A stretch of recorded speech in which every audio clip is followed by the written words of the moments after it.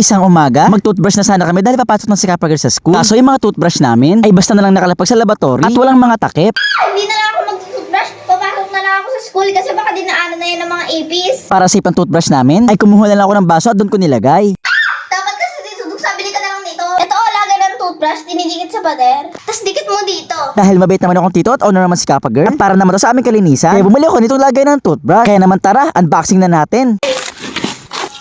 Okay, so mga kadigot, eto na ilagay namin ng toothbrush saka ng toothpaste. Grabe, tingnan nyo, ang ganda oh. Nabubuksan pa to, ayan oh. Dito natin ilalagay yung toothpaste, dito naman yung mga toothbrush. Tapos pagkatapos tayong gumamit, ay nababaligtarin nyo lang para hindi madaanan ng mga ipis. At meron niya kasamang pandikit. Dito natin nagkakabit sa likod. So mga kadigot, tara, try na natin. Kaya eto nga, pumasok na ako ng banyo. Sinusuot ko muna yung paglalagyan ko neto. Syempre, bago ko lagay, pinupesto ko muna sa gitna para magandang tignan. Nung okay na, tinatanggal ko na ito nakalagay sa pandikit para maidikit ko na sa pader. Sobrang ganda neto kasi hindi mo na kailangan magbutas. Eto nga, at dinidikit ko na. Hiniin ko nga ng todo, parang dikit na dikit talaga at hindi matanggal. At grabe, nung inaalog-alog ko siya o tinatanggal-tanggal, talagang hindi na siya natatanggal. Iligay ko na nga din pala yung toothbrush namin dalawa ni Kapagir. At itong toothpaste namin halos paubos na. O diba, safe na safe na. Hindi na ito madadaanan ng ipis. Dahil nga dito ay ginaganahan ako mag-toothbrush. At dahil dito, sinisipag na ako mag-toothbrush araw-araw. Masarap sa piling na alam mong hindi nadaanan ng ipis yung toothbrush mo. Ganda o, diba? Pagkatapos yung gamitin, ayan, balik niya lang ulit.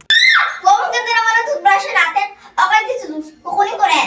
Para sa school. Papakita ko rin sa mga classmates ko. Bye! Okay Kapagir, ingat! Isang umaga, sobrang tagal maligo ni Kapagir sa banyo kaya kinatok ko na siya. Sakto naman ay natapos na siya. At nung ako na maliligo, nagulat ako. Hindi ko alam kung anong ligo ginawa ni Kapagir. Lahat ng tissue at lahat ng wipes ay nabasa. Kapagir! Bakit dito, Luke? Magdahan-dahan ka naman sa pagligo at di mo sa mga tissue basa. Kasi dito, bumili ka na ng cabinet para hindi na mabasa.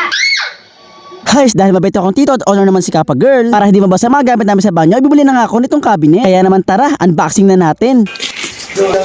Okay, so mga kadugyot, eto na yung cabinet na ididikit natin sa banyo. Dito marami tayo ilalagay, mga tissue, mga pamahid, sabon. O diba ang ganda? At meron nga pala itong kasamang pandikit kasi ididikit lang natin siya. Ngayon nga, ibubuuin na natin to. Sobrang dali nga na pala nitong buuin. Patong-patong lang, ilalak na. Ito, finish na agad. Then, o diba sobrang ganda? Eto nga, bumalik na ako ng banyo at sinusukat ko na kung saan ko siya ididikit. At nung nakapag-decide na ako, tinagal ko na nga pala itong dikit para maidikit ko na to sa pader. Ang napili ko nga palang pwesto sa banyo ay dito sa likod ng pintuan para madali makita at hindi mabasa. Tapos kung maidikit, eto nga, maglalagay na tayo mga gamit. Mga importanteng gamit nga pala sa banyo, mga nilagay ko. Nilagay ko itong sobrang daming tissue at itong mga wipes. Siyempre, naglagay na nga din pala ako ng mga sabon ko. Tingnan nyo, maluwag pa nga yun, marami pang pwedeng ilagay. Bukod dyan, meron nga din pala itong mga hook. Pwede kayo magsabit kung ano mga gusto nyong isabit. Ayan o, finish na o, diba? Sobrang ganda, sobrang aesthetic pa. At kahit maligo pa ako dito sa tapat nito, hindi pa rin ito mababasa dahil nga meron itong taklob. Ano ba yung lagay natin ng sabon? O kapag ito na, para pag naligo ka, hindi na mababasa yung mga gamit. Okay, tanggalin mo rin.